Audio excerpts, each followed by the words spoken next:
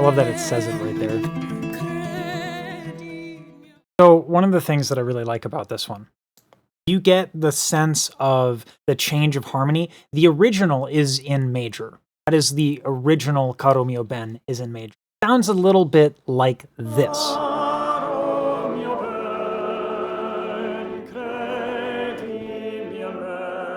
Oh, God. Oh, it's terrible.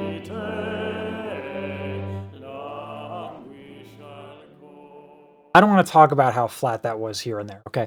Now, part of what I love about what Beyonce was doing in the previous parts, that she's not using a lot of harmonizers or auto-tune, because that's part of the reason why that sounded so flat. Interestingly enough, that does change when you put it in minor.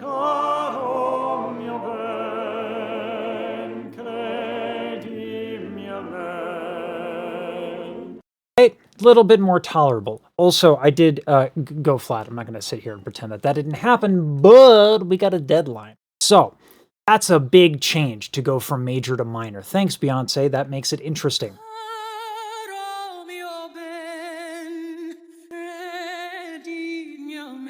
The way she does that, man, little runs. She's doing a lot of different stuff with her voice there. Little sigh that she did. Oh, that's interesting.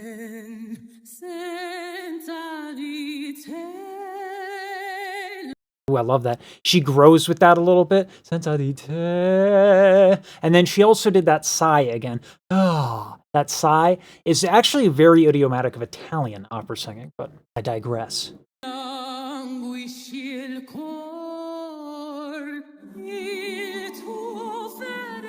okay. Get a little Disney chorus kind of sneaking in there. This is the isolated vocals. That's what I got for everyone here. This is the isolated stuff. I'm showing this for a reason. When Beyonce is singing this joyous stuff, she's switching how much she tilts her thyroid cartilage. So let's take a listen to it again.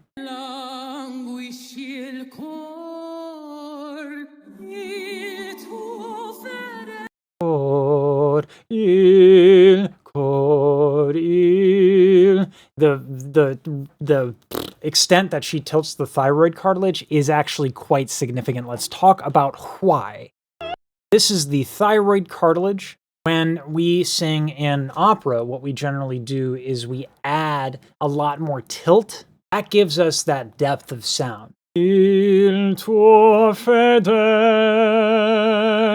When we have that tilt, what we're doing is we're contracting this muscle. It's called the cricothyroid muscle. That tilts the thyroid cartilage thus and stretches out the folds. The more you contract the cricothyroid, the more it's pulling down. So if I just pull it a little bit and the folds are kind of pulling back, we're getting this. It's a little jiggle. If I contract the cricothyroid a lot, then we're kind of going thicker, quite literally thicker. I have my rubber band somewhere, but you can see that there's this idea of the stretch, right? She doesn't always want that big, robustious opera sound. Beyonce is more like paying an homage to opera, which is fine. It doesn't have to be opera. She's an artist. She's not singing in front of an orchestra, right? She can do what she damn well pleases. She is aesthetically making deliberate choices.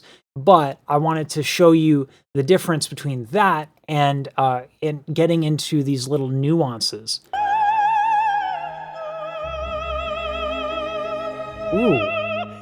Ooh, fresh. I love me some Renee Fleming. But what Beyonce was doing before, that quick vibrato, is actually a little bit more reminiscent, not of musical theater. We can go back a little bit further in our minds and think Disney. I know you, I know what you'll do.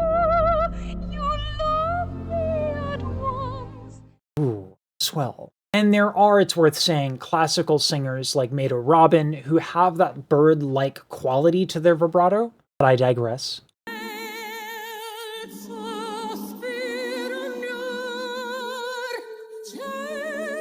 Wow, we hear it a lot there, don't we? And then we're getting a difference in that sigh with that vibrato. Very different, a lot of switching around for different aesthetics.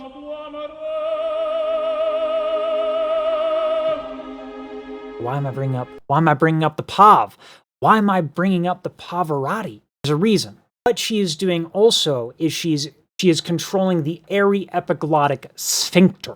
So when you sing opera, it's not just about how much you tilt your thyroid cartilage. It's not just about the vibrato.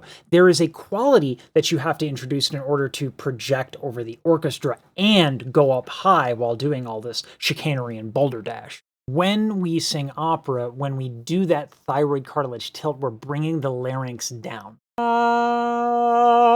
You can see it go down right there. But that's not good when you want to go up. Listen, when you want to go and sing your high notes, the larynx will move a touch. It doesn't choke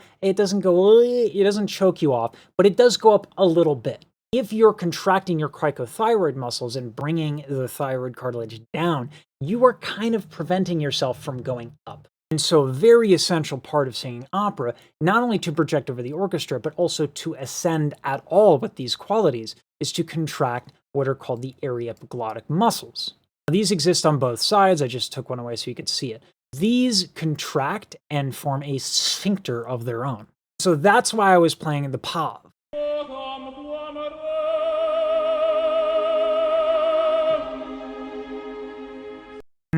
His voice is so fresh I could put it on a salad. No thank you to ranch dressing. There's only one dressing I want. It's the pav. Is that weird? Probably. But here's what it sounds like when you don't do that. Time to say goodbye. So not only do we have that vibrato that's quick, we don't have that squealo, that twang. I have to use my voice like this. Opera is going to be very loud, okay? I'm going to do it really loud with the airy epiglottic traction. You're going to hear that.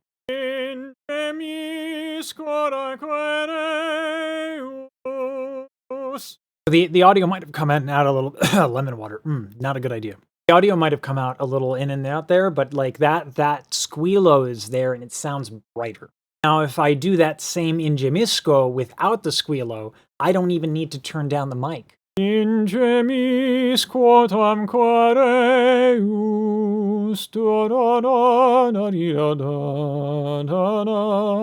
weird because the vibrato is quicker. It's also a little bit more lush almost. So that tone color change is quite dramatic, and it's very worth noting because she actually does switch between the two. Let's continue watching to see how.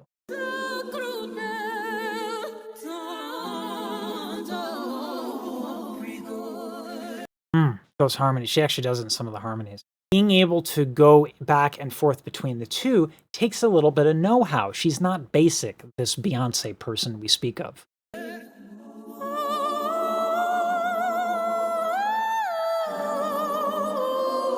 You see how she's introducing it right there? You can hear the twang a little bit, especially as she goes up. Now, as she does straight tone, it does go away, and we're going to talk about why. You're going to love this. I love this part.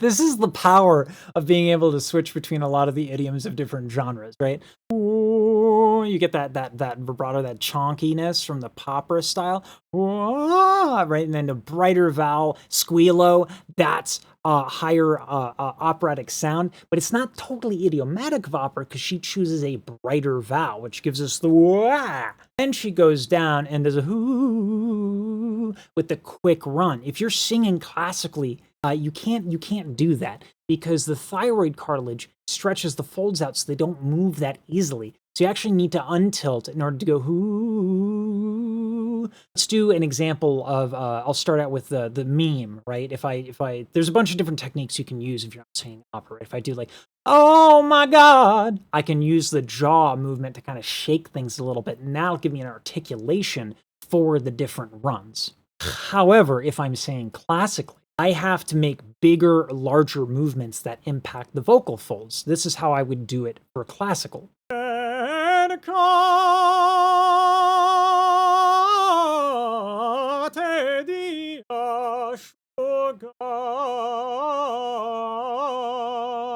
I'm pretty sure we're just going to go to the end here. Oh, this is another video.